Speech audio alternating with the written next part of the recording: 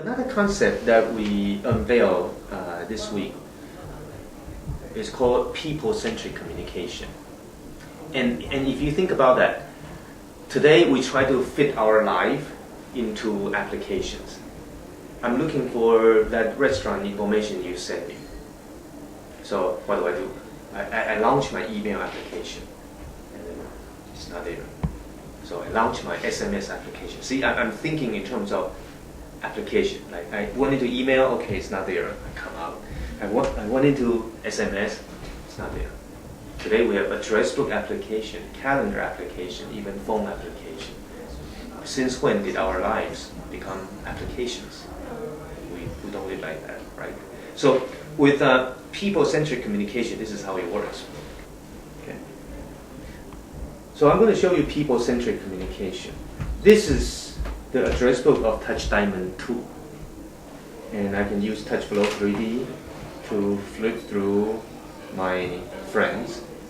And I'm going to click Henry right here, so I get all his contact information. But the magic is at the bottom of the screen. When I see this tab right here that I can slide back and forth, when I slide this tab to SMS, I get a threaded SMS discussion between Henry and myself. So Henry said this, I said this, Henry said this, I said this. It's a kind of historic of our SMS conversation, right? When I slide this to email, I get all the email that Henry sent me. When I slide this to phone call, I get all the phone calls between Henry and myself. It's Henry and his email, his SMS, his phone calls, right? So I think the important thing is, notice what I did not do. I did not launch email application. I did not launch SMS application. I'm within the address book application. In fact, I'm within Henry of my address book. And within Henry, I'm looking at all our conversations. I'm looking at our phone conversations, SMS conversation, email conversation, and different kind of conversation. It's about the relationship between Henry and me. It's not about application. It's Henry-centric, it's people-centric communication, not application, right?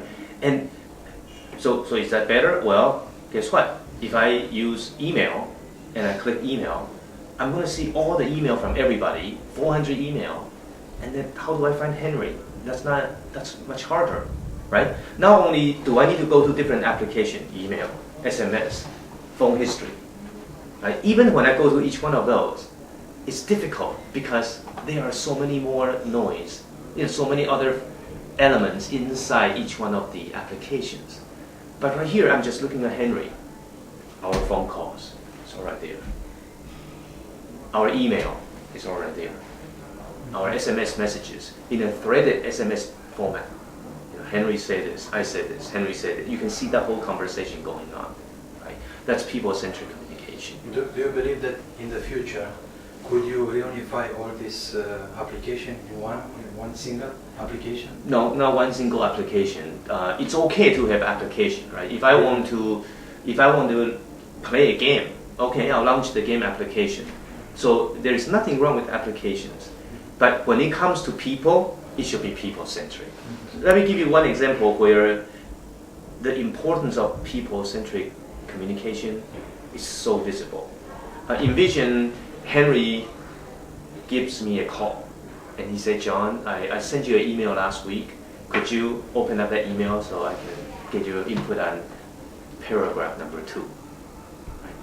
Well, in a typical situation, when I'm holding a normal phone, I have to figure out, well, how do I, without hanging up on Henry, get to my email inbox, which I think a lot of people don't know how to do.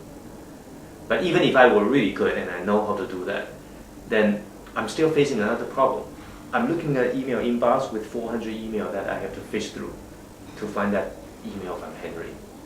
And all the while, Henry is still on the phone. And he's saying, John, did you get it yet? No, hold on, I'm searching, all right. All right, do you find it now? No. It's February 3rd. I sent it to you at 2 o'clock. Check. Okay, well, it's very frustrating, right?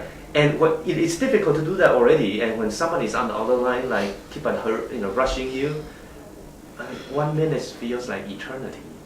It's absolutely difficult. Right?